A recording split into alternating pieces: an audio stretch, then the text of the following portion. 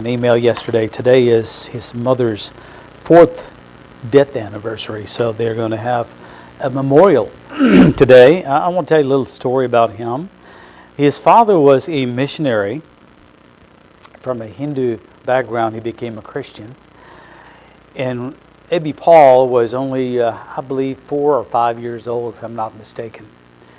He went to the mission field, never to be found after that. And he must have gotten killed, or they tried to trace him. They could not find. That was years ago, at least about 45 years ago or so. So mother raised 3 boys by herself. So it's a very, very important day for all 3 boys to remember the single mother raised them all. And I know that all of us have great memories of our own fathers raising us. We need to really thank the Lord for all of them. And Heavenly Father is above all our Father. Some of us may not have a good memory of a father, as Mr. Benny started, Ms. Beverly prayed, but we do have a Father in heaven who is above all. All right? So that's the Father's Day message for all of us here. Remember your fathers and thank them. I thought of continuing from the book of Daniel. I may be gone 2 weeks from now. I don't want to give a break. Therefore, I'm going to take a break from the book of Daniel. It is very intense. I want plenty of time to prepare, to be honest with you. Although I have preached from that book before, but every time you open from chapter 7 to 12, it's totally a different message about the second coming of the Lord. And I'm going to be preaching about that probably in July when we get back. All right, today, however, I got a title. The family system in America is under attack. Being the Father's Day, I want to preach about the family system in our country here today. And I want to read 2 Psalms today, one in the beginning, one at the end, and I want you to follow me. The first Psalm I'm going to read is Psalm 127. Take your bulletin. At the back of the bulletin is the notes. I want you to keep up with me, if you will.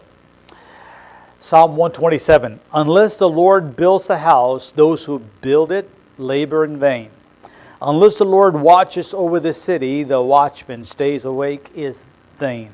It is in vain that you rise up early and go late to rest, eating the bread of anxious toil, for he gives to his beloved sleep.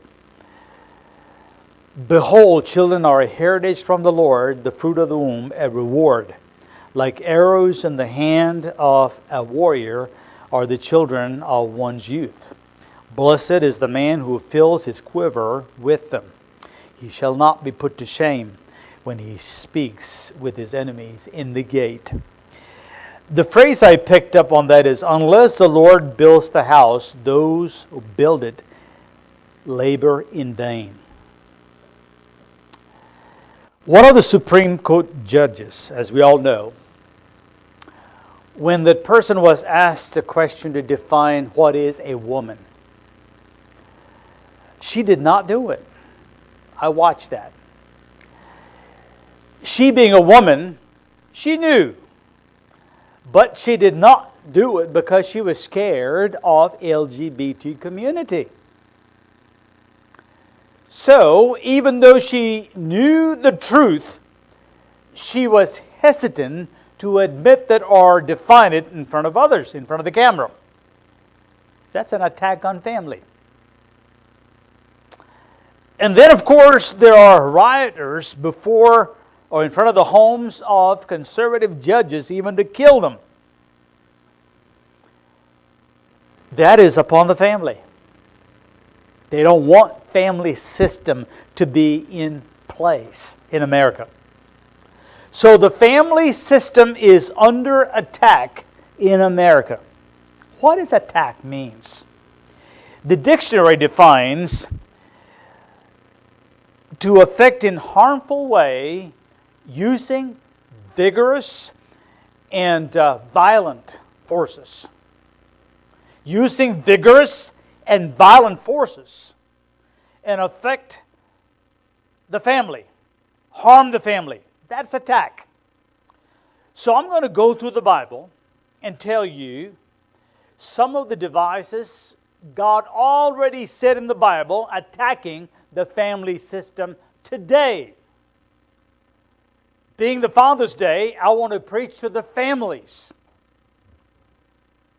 So I came up with 3 things from the Bible. The first thing is this. I would say the first person is Satan.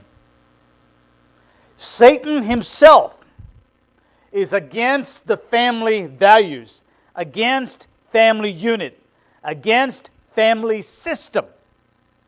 Ephesians 6:12. For we do not wrestle against flesh and blood, but against the rulers, against the authorities, against the cosmic powers over this present darkness, against the spiritual forces of evil in the heavenly places. We wrestle against this devil right from the beginning. God made the very first institution called family in the Garden of Eden. God made a male, named him Adam, and He made a female, Eve, and then Adam named her Eve. And Satan destroyed that. So after Satan destroyed that relationship, when they sinned against God, they began to blame each other. And God put them out because Satan destroyed the unity between God and His creation. He succeeded. When the parents were put out of the garden, Satan would not be quiet. He acted again to separate the siblings, brothers against brother. We read in Genesis 4:8, Cain said to his brother Abel, "Let us go into the field," and Cain attacked his brother. Remember, I gave the definition of attack. That is to affect harm using force, violent and vigorous force. That's the definition of attack. And Satan used that and made Cain attacking Abel. Satan has not changed his strategy. He's a liar. There's no truth abiding in him. He's a deceiver and he's a devouring lion. That was the beginning of his attack. Now, what is he doing to families today? 4 things I'm going to tell you. The first thing, what I call distraction. Satan seeks to destroy our families by making us focus our attention on the material, not on the spiritual, on the temporal, not on the eternal, on the self, not on God. He is successful. He wants Christians to pay attention to material things of the world, not on spiritual things. Mr. Benny pleaded with people when he prayed. He said, "Where are you, listeners? Come to church." Some of them don't care about spiritual. I'm being very plain with you. So that is Satan's distraction. In our county, a lot of distractions on a Sunday. Satan wants to distract Christians in material things, temporal things, not eternal. That's the first thing, distraction. What is the second one? It's called discouragement. I'm going to give you 4 Ds. One of the powerful weapons Satan would always use is to discourage Christians. I know COVID was a big discouragement. Our economy is a big discouragement. And listen to this.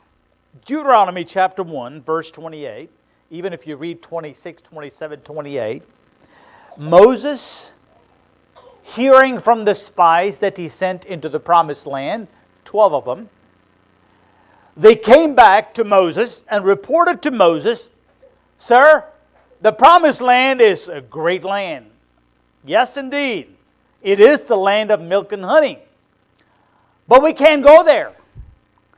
This is what Moses is writing. Our brothers have made our hearts melt, Deuteronomy 128, saying, the people in that land that you sent us to spy out, greater and taller than we. The cities are great and fortified up to heaven. And besides, we have seen the sons of Anakim, that is giants, in there. Now Satan used that discouragement. Everyone was discouraged listening to that, except two guys. Of course we know, Caleb and Joshua. They were not discouraged. But everyone else, including Moses and other people, I don't think Moses was discouraged, but he saw the discouragement of the people. You are stiff-necked people. You are discouraged because of that statement from 10 spies. See, devil wants us to believe things and think things that are worse now than before. That's Satan's discouragement.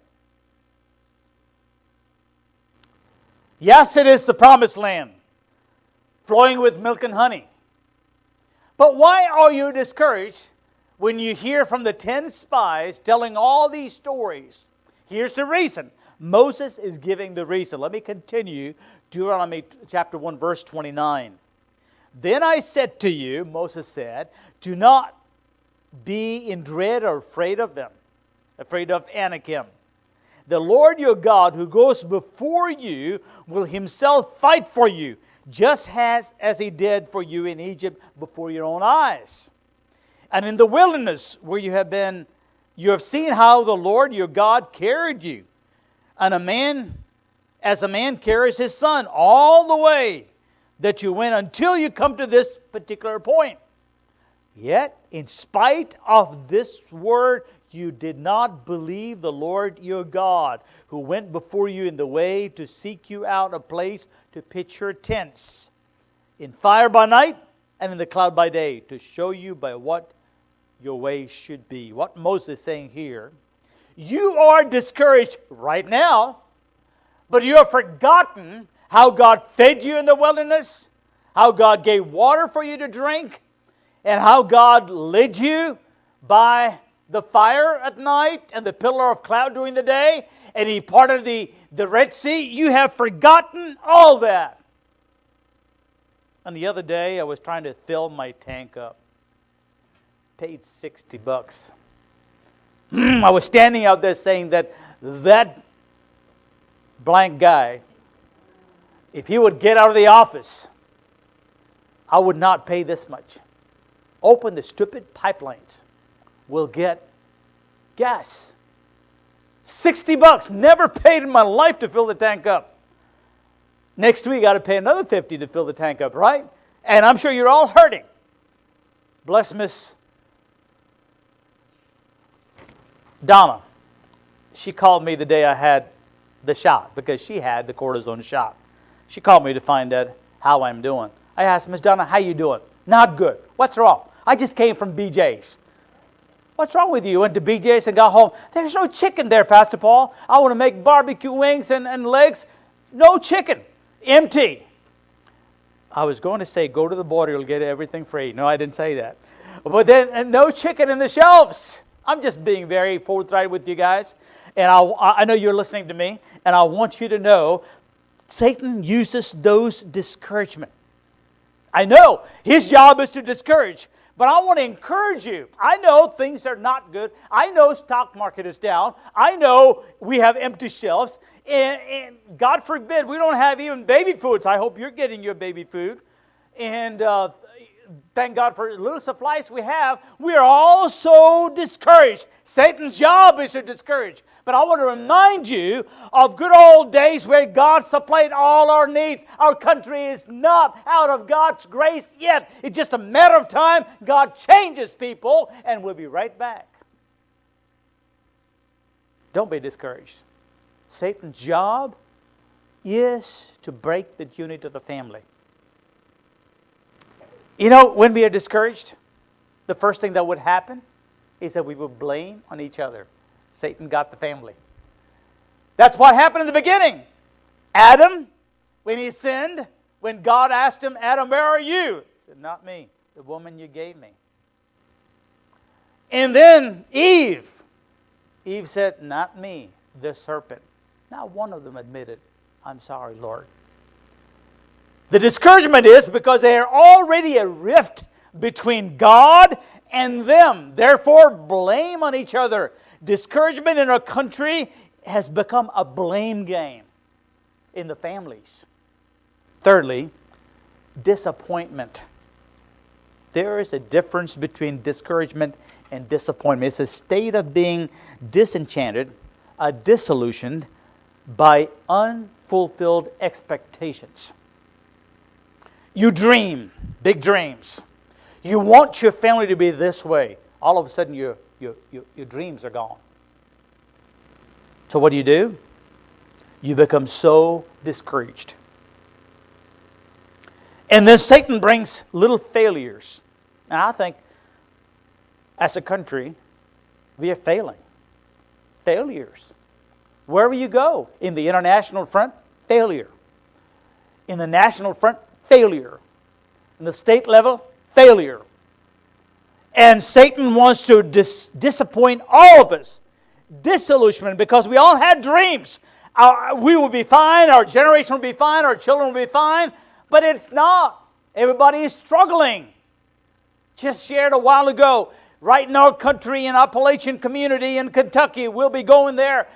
At least 30% of the children who live in that community go to bed without their last meal of the day. You call that a success? The richest nation in the world? Failure. Satan wants to disappoint us. That's his job, to break the unit of the family. Number 4, discontentment. Numbers 21, 5 and 6. And the people spoke against God and against Moses. When Moses told them, don't be discouraged, God will give everything. Remember what God did in the past.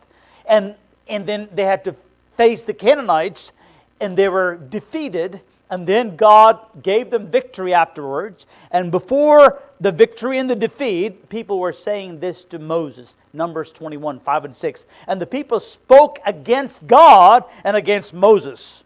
Why have you brought us up out of Egypt to die in the wilderness?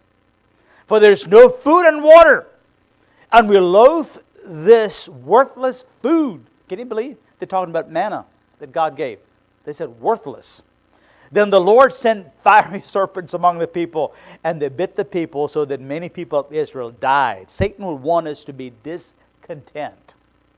That means he would want us to have and long for what we don't have, and be discontent with what we have. Got to be careful. Satan uses discontentment to affect Christians.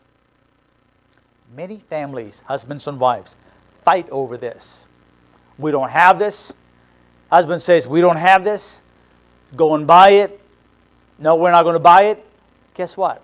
Discontentment in the family can bring a rift between husband and wife, children and parents. So Satan uses 4 things. Remember this. Always remember this. And he uses distraction, uses discouragement, uses disappointment, and uses discontentment. All right, that's the first thing. Satan. He's to break the unity of the family in America. Second thing, the world system. The world system. What is world system? Let me explain that to you. Let me read a scripture. 1 John chapter 2, 15 through 17. 1 John 2, 15. Do not love the world or the things in the world. If anyone loves the world, the love of the Father is not in him.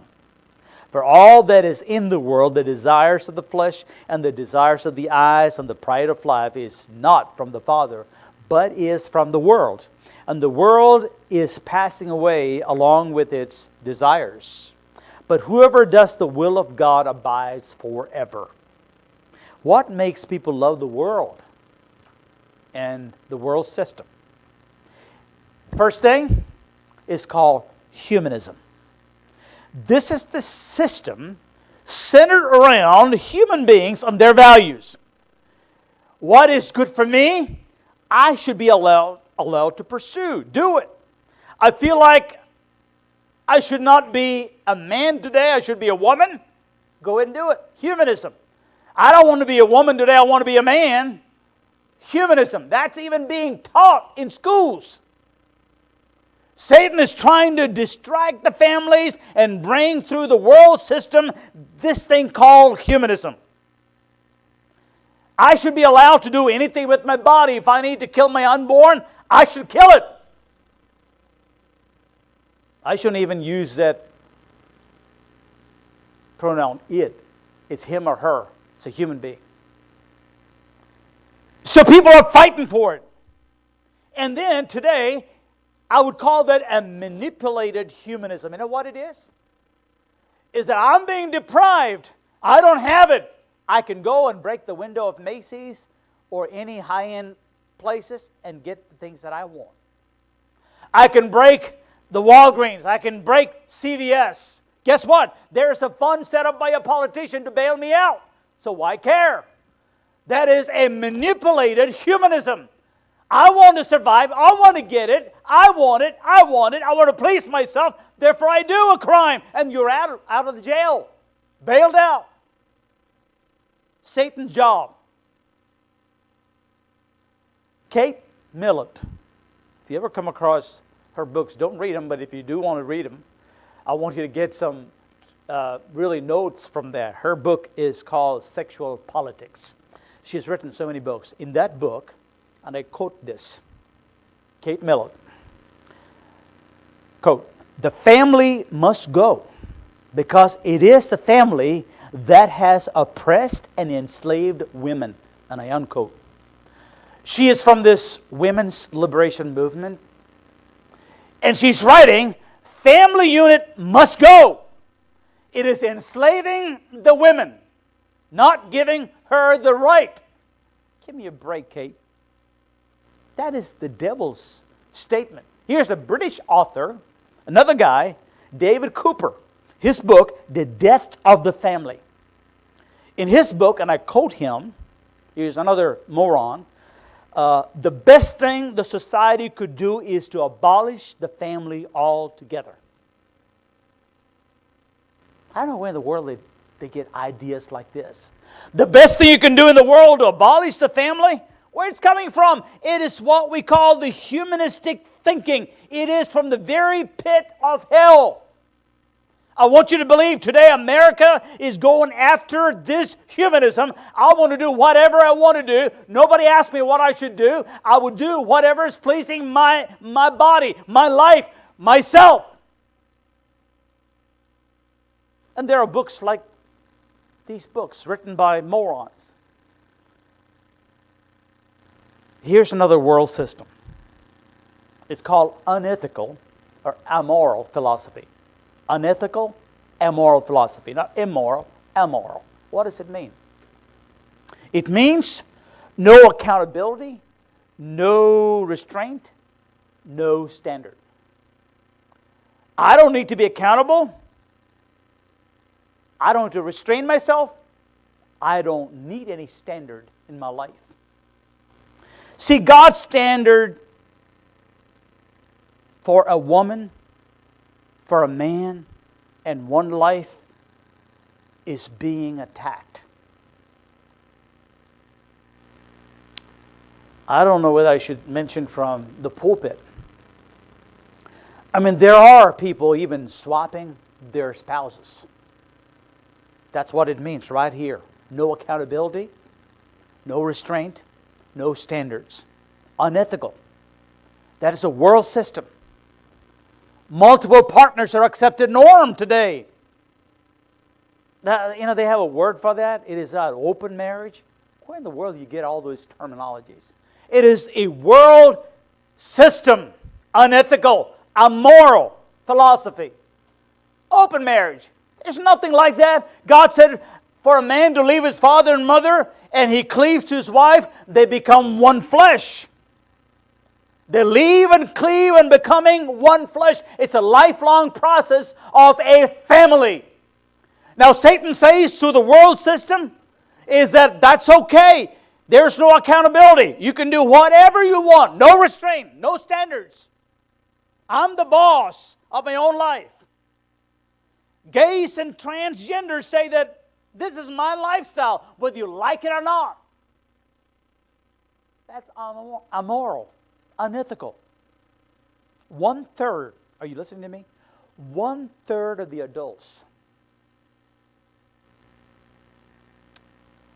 today cohabitate. They seem to find nothing wrong with it. I'll tell you something that I've done in my life. I have done so many marriages for these who lived and got children.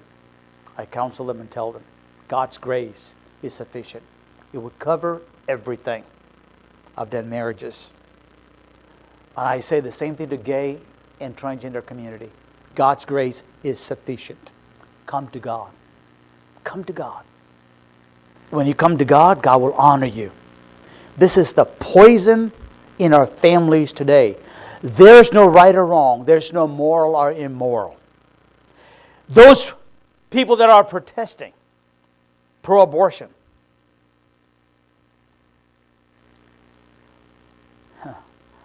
I was reading about some of this same group. They speak against. Child has said, I want to abort my child. I don't care. I'm an abortionist. At the same time, say that, hey, save the endangered snail. Give me a break. Hypocrisy. Save that animal. Save the tree. I'm a tree hugger. Greenpeace. Come on, give me a break. Here's a human being in your stomach that God knit together. You're willing to kill the baby even after baby is born? I take my hats off some young people saying that, no, I'm going to keep my baby regardless. That's hypocrisy. And the politicians are exploiting it. Nothing but that. That's a worldly system. And now, here's another world system. Media invasion. Romans 12:2. Media invasion. Do not be conformed to this world, but be ye transformed by the renewal of your mind. And by testing, you may discern what is the will of God, what is good and acceptable and perfect. NIV and King James gives a different meaning. Do not be conformed to the patterns of this world. I like that. Patterns of this world. What are the patterns? TV. I don't watch a lot of sitcoms anymore, or movies anymore. Watch sports. Because they're promoting alternative lifestyle, sexual promiscuity, portraying that sexual promiscuity is positive and even fun. The other thing is internet porn.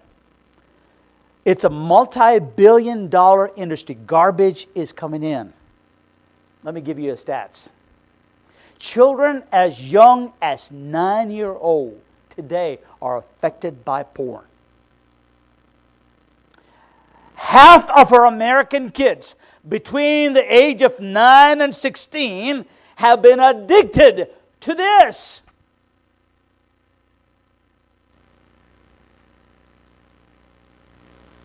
And here I'm preaching the Word. One of the great politician, I'm not going to name that person, originally from Baltimore, lives in San Francisco.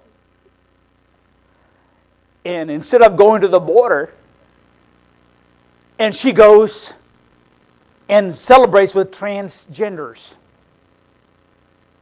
Can you believe that?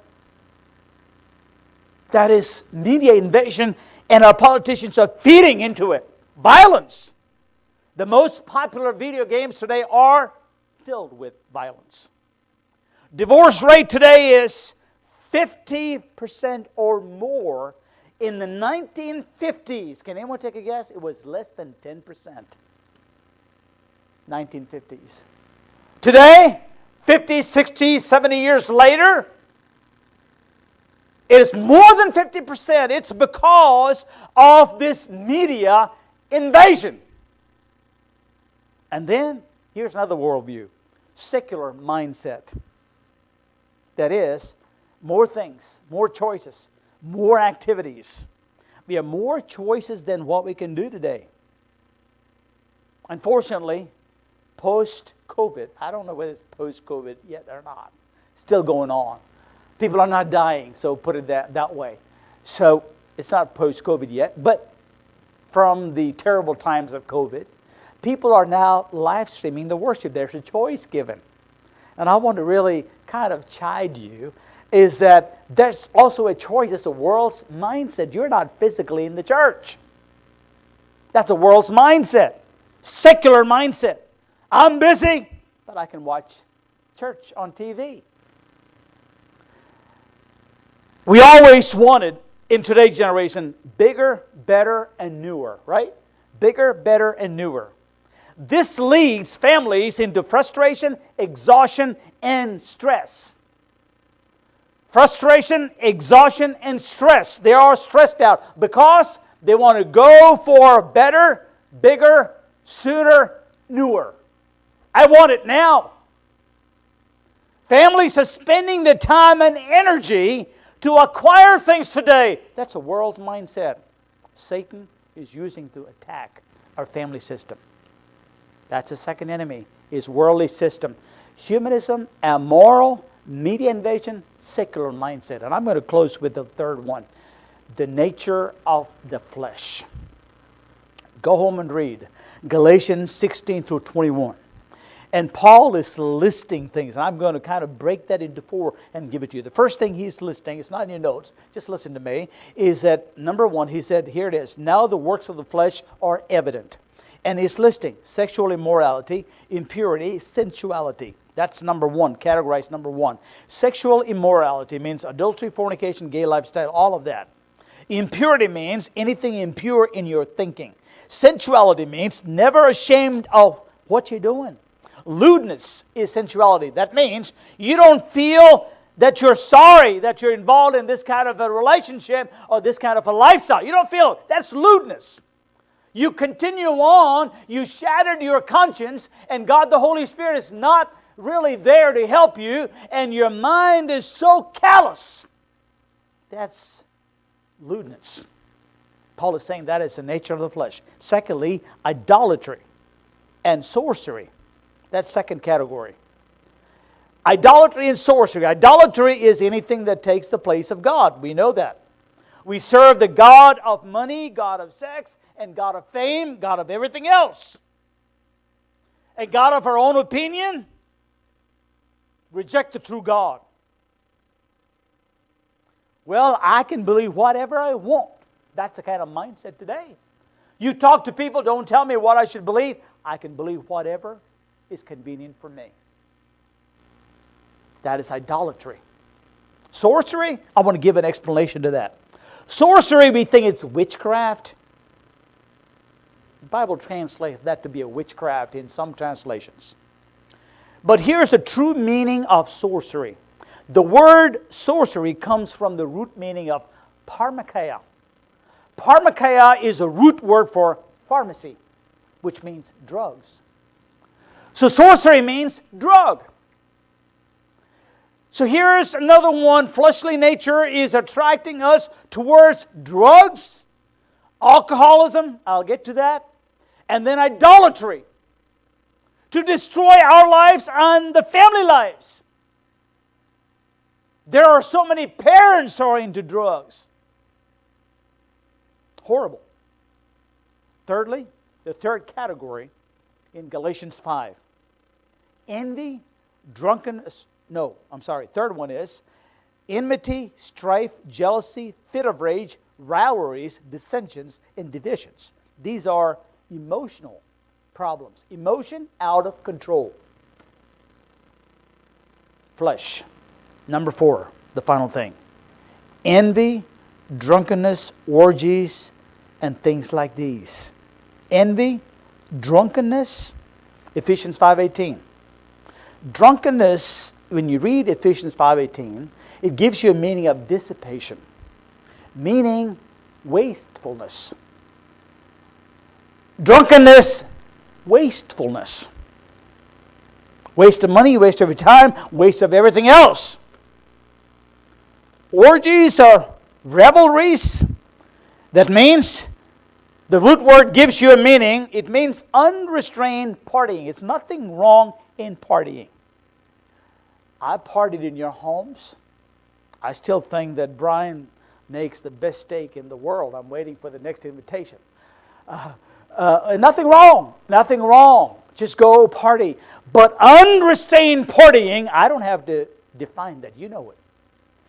Some groups go unrestrained partying after that. They have orgies. That's horrible. You go and find in the dictionary. That's terrible. These are fleshly things. So Satan is attacking our families first. Discouragement, disappointment, and discontentment, and everything else that he could do. And then the world system. I explained that to you. Starting from humanism. And then our fleshly nature. Paul is writing. People are having all these horrible things that are attacking our system to break the families. Therefore, realize the problem. Romans 13, 11 and 12. Besides this, you know the time, that the hour has come for you to wake up from sleep. For salvation is near to us now than when we first believed. The night is far gone, the day is at hand. So then let us cast off the works of darkness. Underscore that. Cast off. Put that away. Put on the armor of light. So when you realize the problem, once you know that things are wrong, once you know Satan is attacking your family unit, next thing you do, remember, God is still that powerful God. He is powerful than anything else we know. Regardless of how bad things are, how bad things in our families, how bad our country is. The same God spoke the world into existence. The same God made the lame walk. The same God opened the eyes of the blind. The same God who said, Lazarus, come on out from the grave. He raised Lazarus from the dead. We have the same God to this day. Don't give up. God is powerful. He's able to change. He's able to keep our families safe. He's able to give us relief. Once you realize, God will give you the victory. I gave you 3 things in your notes. Unless the Lord builds your home, everything you will do will be in vain. Unless the Lord builds your home, your best intentions and plans will fail. Unless the Lord builds your home, you will experience turmoil, anguish, and despair. With that, I'm going to read another psalm and close it. Unless the Lord builds the house. Once the Lord builds the house, here's the blessing. Psalm 128, the very next psalm.